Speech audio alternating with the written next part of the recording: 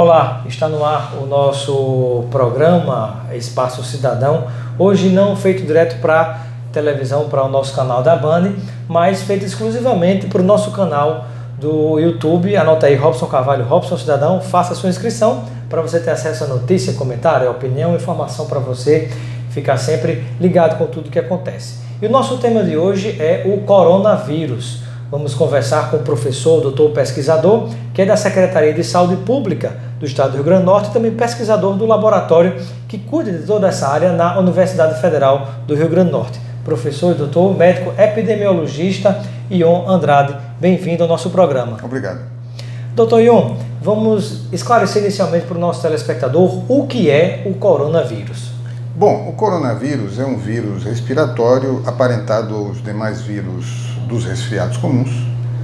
E esses vírus, como é o caso desse também, eles às vezes aparecem como uma grande novidade, portanto uma nova espécie, e que vem sobretudo de animais, e saltam a espécie e vêm, portanto, a produzir doença em humanos. Nesse caso é atribuído o coronavírus, o 19, pelo menos ao morcego, né? Isso.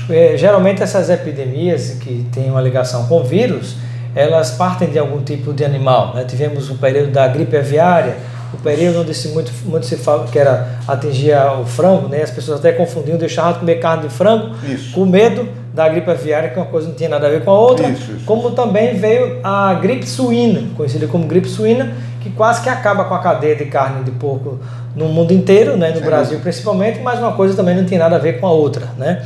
Esse agora vem do morcego, mas também morcego... Não quer dizer que todos os morcegos são portadores do vírus, né? Perfeito. Então é isso.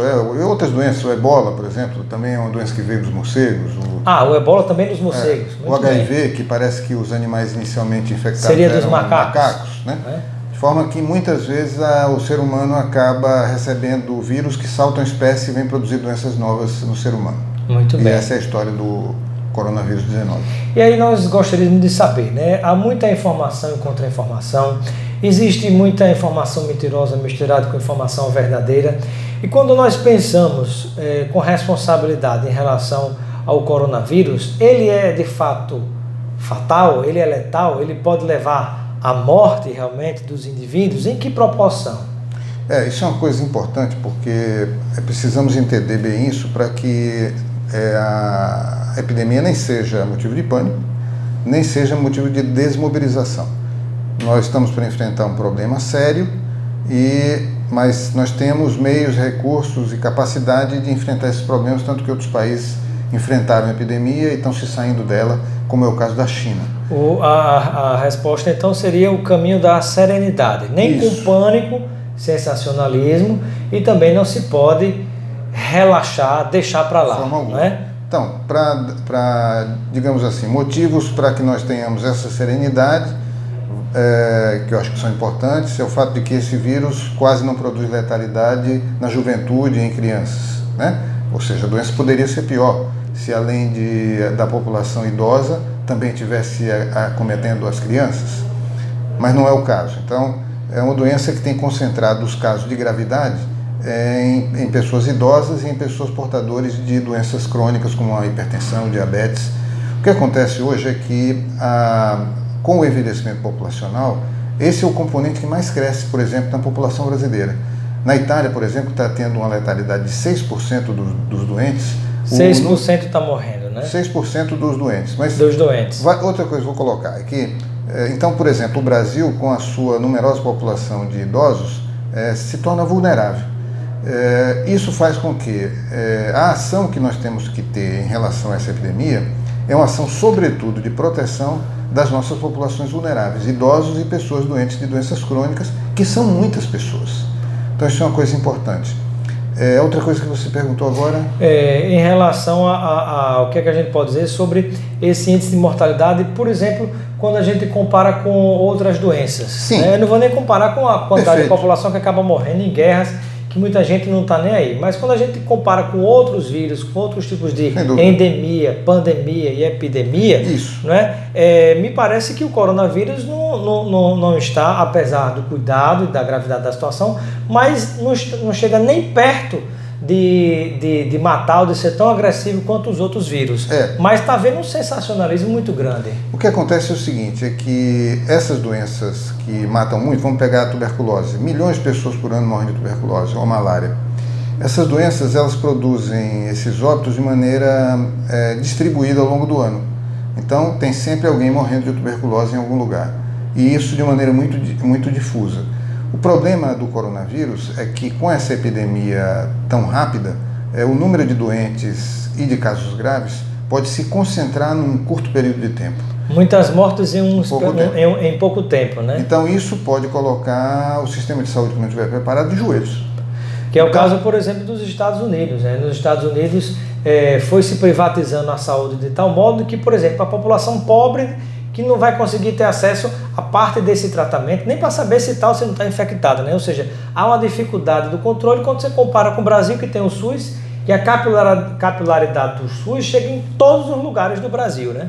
É uma das vantagens que a gente tem no Brasil para o enfrentamento da epidemia é o fato de que o SUS está organizado todo o território nacional e de maneira que quando o governo investir os recursos necessários, isso tem destino. Os Estados Unidos não poderão inventar rapidamente um sistema de saúde que seja capaz de dar conta desse desafio. Claro, possivelmente eles vão ter outros recursos para utilizar, mas eles vão ter dificuldades que nós não teremos. Então, voltando a essa questão da gravidade do coronavírus, ela toca ao fato de que ela pode adoecer um quantitativo de doentes que pode ser comparável com as piores doenças que nós temos hoje, mas ele pode se concentrar num período de tempo muito curto, tornando a lida com o coronavírus muito sacrificada e dolorosa para a sociedade. Sem dúvida. E aí uma pergunta que muita gente está se fazendo: como é que você diferencia, né, o que é uma gripe contraída pelo coronavírus 19, porque o coronavírus já existe há muito tempo e vários tipos, né? Então, em relação ao coronavírus 19, que é esse que está na mídia, está circulando em todas as redes no mundo inteiro, rede social, mídia social. Então, o que é que diferencia uma gripe normal de uma gripe causada pelo coronavírus?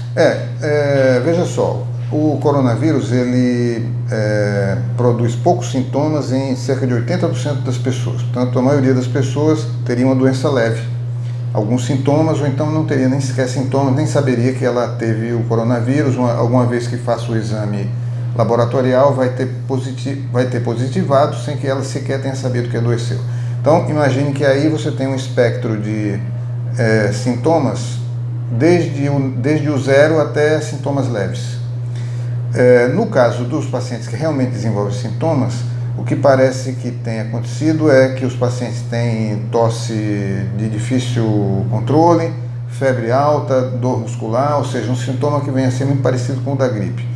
O que é que diferencia o coronavírus da gripe no caso da infecção mais grave? É que ela produz insuficiência respiratória. As pessoas começam a ter a infectada fica com dificuldade de conseguir respirar. Isso, exatamente, como se tivesse com o pulmão encharcado. Falta de ar? Uma embolia pulmonar? Não, é a sensação de que o volume que você aspira não é suficiente para oxigenar o seu organismo. Então você tem que fazer inspirações frequentes, porque o pulmão não dá vencimento à necessidade de oxigenação do sangue. Que chega, né? E o que eu tenho lido é que as pessoas têm a sensação do pulmão encharcado, como se tivesse um pouco um pulmão de uma pessoa que se afogou, né? Essa sensação assim do pulmão encharcado.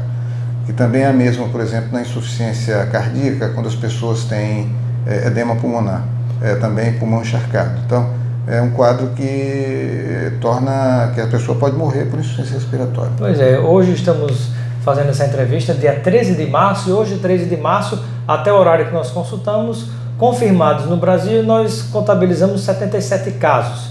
Nenhuma pessoa faleceu, e no caso do Rio Grande do Norte nós temos a confirmação de um caso. O que é que nós podemos dizer em termos de medidas que precisam ser tomadas, mesmo diante desses números que nós temos? Eu faço essa pergunta porque, lamentavelmente, no nosso Brasil, parece que o presidente da República e o seu governo como todo, Jair Bolsonaro, não leva a sério muitas coisas. Assim aconteceu com o problema das queimadas. Muito tempo depois foi se dar conta quando boa parte do floresta tinha sido queimada. A mesma coisa com o derramamento de manchas de óleo no litoral do Nordeste. Um mês depois é que o governo veio agir para responder com mais altivez, com responsabilidade e autoridade diante de um caso tão grave. E agora a mesma coisa com o coronavírus. Nem na área da economia, via o próprio Paulo Guedes, está tomando decisões atrasadas, como também nessa área que o presidente também subestimou o vírus, fez até brincadeira, macacada, fazendo palhaçada, falando com máscaras, né, quando na verdade talvez a grande máscara seja para esconder os rombos da economia. Então eu lhe pergunto, o que é que dá para fazer mesmo com o atraso do governo diante dessa questão? É muito importante. Inclusive, o que eu vou dizer tem a ver com aquilo que eu coloquei antes, de que a epidemia ela tem uma tendência de se concentrar no tempo. Então, as pessoas têm que ter muito rigor na obediência às recomendações que estão sendo feitas aí, que todo mundo já sabe, a história de lavar as mãos com frequência, de não levar a mão ao rosto, de evitar os contatos pessoais, até mesmo o aperto de mão ou os beijos, que normalmente fazem parte da saudação normal dentro da nossa cultura, mas isso vai ter que merecer um parêntese. Portanto, as pessoas têm que ter um rigor muito grande, que é para a gente poder dar a essa epidemia um perfil alongado, para que os serviços de saúde possam dar conta de uma velocidade de difusão menor do que aquela que seria o caso se a gente continuasse com nossos hábitos normais. Então a gente tem que, eu tenho dito assim, a gente tem que inaugurar um novo normal, em que as pessoas entendam que não podem mais se apertar as mãos, nem se beijar, etc., mas ninguém vai ficar chateado porque está todo mundo se cuidando uns dos outros. Durante um tempo para evitar a propagação do vírus. Durante um tempo, isso é um período. Essa epidemia pode durar 6 meses, depois a gente vai viver outros... A China, inclusive, conseguiu agir rápido, fez um hospital em 10 dias, e inclusive com dados, né, fazendo testes, que eu acho que é uma coisa que ainda está faltando no Brasil, outro atraso do governo federal. Os Estados Unidos também não está nem aí, declaração do próprio presidente Trump, né, é uma irresponsabilidade, inclusive, deveria estar se fazendo teste. A China e outros países fizeram testes rápidos que ajudam o mapeamento do vírus para que você haja no lugar certo e consiga controlar o mais rápido possível. E aí eu pergunto, diante dessa questão, né, como é que a gente, além das mudanças que as pessoas podem ter de comportamento, que outras atitudes cada um de nós pode ter para conhecer melhor o que é realmente sintoma do coronavírus e tomar atitudes, né? Eu sei que, por exemplo, a UFRN, a Universidade Federal do Rio Grande do Norte, tem um conjunto de informações que pode compartilhar com as pessoas. Muito bem, então o LAIS, o Laboratório de Inovação Tecnológica em Saúde, estabeleceu uma parceria com a Organização Mundial da Saúde, com a Organização Pan-Americana de Saúde e com o Ministério da Saúde e disponibilizou disponibilizou um curso sobre o coronavírus 19, o Covid-19 e outras viroses respiratórias emergentes. Então é um curso que é feito, você pode fazer gratuitamente numa plataforma, no site que você acessa da UFRN para saber tudo sobre esse coronavírus, como é que você pode evitar, quais são os cuidados que você deve ter, não é? Qual é o endereço desse site? Então, é um curso online, ele está na plataforma AvaSUS, então AvaSUS para soletrar, AVASUS, AvaSUS, da UFRN. Então, se você quiser colocar no Google, basta colocar AvaSUS e UFRN, que vai aparecer o site, virá, né? Mas vai quem lá, quiser colocou AVASUS, AvaSUS, aí dá um espaço e bota UFRN, vai aparecer o site para você entrar nesse site e tudo o que você quiser saber sobre o coronavírus, né, até nesse mar de informação falsa que tem por aí, é um lugar onde você pode adquirir informação confiável para minimizar essa situação. Exato. E é um site, esse é o primeiro curso em língua portuguesa sobre o coronavírus, portanto a UFRN e o LAI saíram na frente no sentido de disponibilizar não só para o Brasil, mas para a comunidade de países de língua portuguesa essas informações que têm base no que a Organização Mundial da Saúde tem recomendado. Muito bem. Uma outra informação, uma das atitudes do governo federal tem sido começar a incentivar a vacinação da população idosa em relação à gripe. Vacina contra a gripe, que não é a gripe do coronavírus. Qual é a importância desse tipo de atitude, mesmo sem ser a vacina para o coronavírus, que é o que está se propagando na sociedade? Importante isso. Primeiro que a população idosa tem um calendário vacinal próprio. Portanto, a vacina contra a gripe é uma dessas vacinas que o idoso deve tomar. Os idosos institucionalizados devem também tomar a vacina contra o pneumococos, antipneumocócica. E essas vacinas, portanto, passam novamente a ter importância, porque, por exemplo, a vacina da gripe, além de evitar as complicações que o vírus da gripe pode provocar em idosos, os idosos estão vulneráveis contra a gripe, alguns morrem por causa da gripe, mas além disso ela tem uma virtude que é de evitar que o diagnóstico de gripe não seja feito já que a pessoa foi vacinada. Então, isso é importante para distender as equipes, porque hoje as pessoas vão sempre pensar em coronavírus, mesmo diante da gripe comum. Então, se o idoso foi vacinado, isso distende as equipes para imaginar que ele não vai ter gripe. Ou seja, para não superlotar as unidades de saúde, né, você está indo uma gripe normal, isso, achando que possa ser o coronavírus. Exato. Então, mas essa vacina ela também já traz efeitos colaterais que podem confundir com a gripe mesmo. A vacina contra a gripe é uma vacina, ela não tem possibilidade de produzir a doença, nem de maneira leve. Algumas vacinas sim, por exemplo, a vacina contra o sarampo é uma vacina de vírus vivos, então às vezes é muito segura, mas às vezes as pessoas fazem um sarampinho, que é o sarampo vacinal. E a gente para o organismo desenvolver um antídoto. Isso, então ao invés de fazer aquela infecção invisível, que a vacina produz, ela pode aparecer alguma pele pintada e tal, o sarampinho, como a gente chama.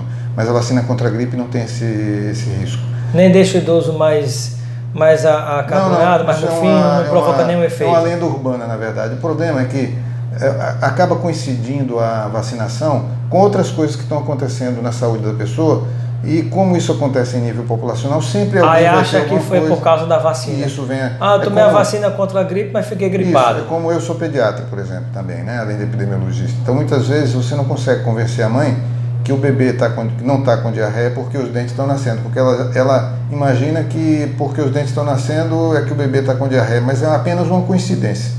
Então, as coincidências às vezes são linguagens muito fortes na área da saúde, que as pessoas relacionam uma coisa com a outra. E a outra vacina, que é a antipneumocócica, ela também é importante porque muitas vezes as doenças virais respiratórias se complicam com doenças bacterianas. Então é importante que os idosos estejam protegidos de possíveis complicações, até mesmo do coronavírus, que possa abrir espaço para uma infecção pneumocócica. Então, por isso que está indicado. E aonde na rede de saúde, pública ou privada, se pode tomar a população idosa a vacina contra a gripe, como o senhor considerou que é importante, mesmo sem ser a do coronavírus e essa antipneumocócica? Tanto a vacina contra o coronavírus não existe. A vacina contra a gripe, ela é ofertada nas unidades de saúde, e ela é sempre sinalizada no momento das campanhas. As vacinas antipneumocócicas, até aqui, são imunobiológicos especiais. As instituições de longa permanência de idosos, por exemplo, podem demandar a vacina antipneumocócica. Muita gente quer saber aonde pode fazer o teste para saber se a pessoa está ou não está com o coronavírus. Isso. Olha, o teste, é bom que as pessoas saibam, ele não é feito de maneira espontânea, ou seja, é a pessoa que vai lá no laboratório para fazer o teste. Não é assim. A menos que queira pagar, porque já tem também variantes privadas do teste e as pessoas, se quiserem pagar, vão pagar. Mas do ponto de vista da saúde pública, isso não é necessário. Quem faz a escolha do paciente que vai ser testado é o profissional de saúde. Ele é que vai, porque está suspeitando de que seja um caso de coronavírus, pedir o exame para que o exame seja feito. Não é uma coisa que a pessoa faz por simples curiosidade. É uma indicação médica, clínica, e alguns países, como tiveram muitos casos... Em cada estado deve ter hospitais de referência, por exemplo. Sem dúvida. No Rio Grande do Norte. Eu vi hoje que a Secretaria Estadual de Saúde definiu 5 ou 6 hospitais de referência. Giseu da Trigueiro. Mas aqui em Natal, o Giseu da Trigueiro é o hospital líder na área de doenças infecciosas, de forma que o Giseu da Trigueiro vai ter aí esse desafio de triar quem é que merece fazer o exame ou não, de acordo com as necessidades reais, né? E que outras informações a gente pode compartilhar com quem está nos acompanhando nesse momento quando o assunto é coronavírus, né? Aquilo que você, como profissional da saúde, como médico, epidemiologista, como pesquisador, sim. como professor, considera que é importante quem está do outro lado ficar sabendo? Olha só, eu diria o seguinte, a gente não tem vacinas contra o coronavírus, mas a gente tem outros mecanismos de controle. Por exemplo, os países que tomaram as medidas draconianas necessárias para o enfrentamento viram as suas curvas da epidemia irem respondendo a isso. Foi o caso da China. O caso da China, que começou, já teve dias de ter 2.000 casos novos, hoje está com 100 e poucos casos. Esse controle significa alguma coisa que o poder público tem que fazer no sentido de tomar as medidas necessárias para organizar o setor saúde, etc., mas também inclui a parte da colaboração de cada um de nós no segmento dessa rotina muito disciplinada com os cuidados pessoais que...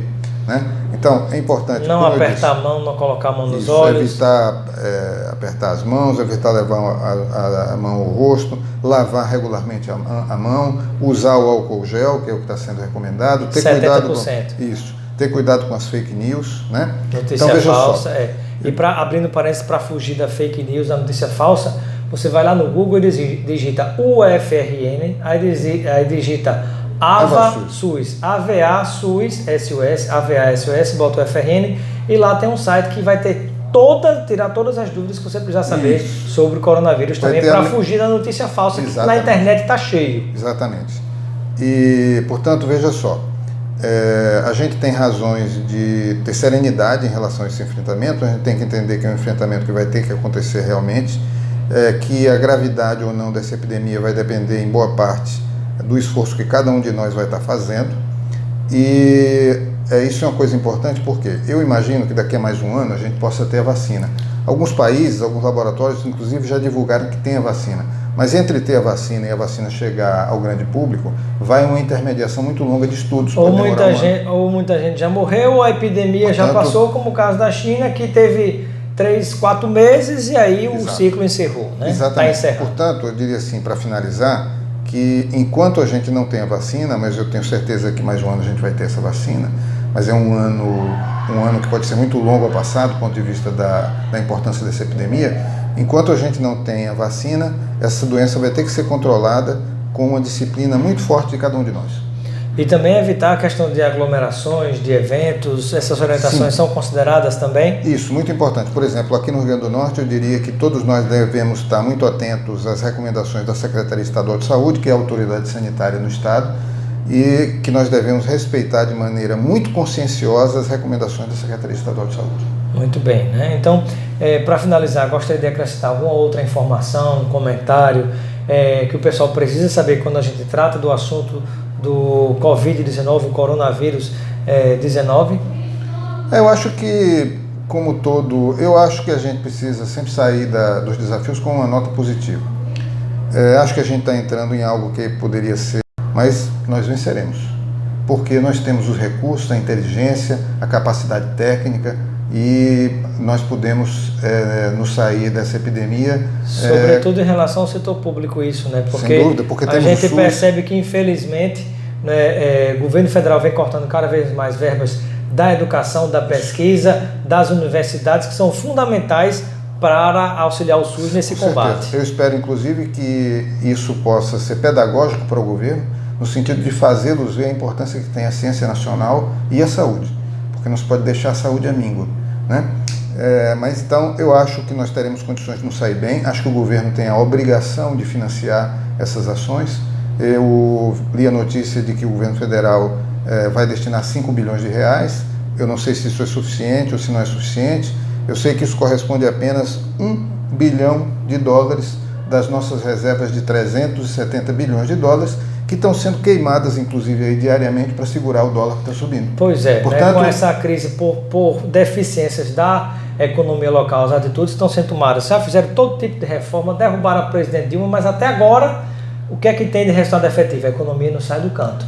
Então, dólar disparado, inclusive antes do coronavírus, isso já estava acontecendo, aí começa a torrar nossas reservas de dólar, né? Isso. Então, dinheiro para isso tem, e para a saúde. Justamente. Se tem dinheiro para estabilizar o dólar em detrimento das nossas reservas, esse dinheiro talvez tenha chegado no momento adequado e necessário para ser usado em favor da proteção da população brasileira. Perfeito. Quero agradecer a participação do professor, médico, pesquisador, é da Universidade Federal do Rio Grande do Norte, também da Secretaria de Saúde Pública do Estado do Rio Grande do Norte.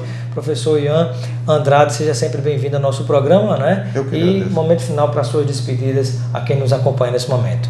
Bom, eu acho que é importante que todos possam fazer o curso que o Laboratório de Inovação Tecnológica e Saúde está propondo lá na plataforma AvaSUS, muito importante, porque uma parte importante do enfrentamento é o que a gente tiver aprendido sobre essa epidemia.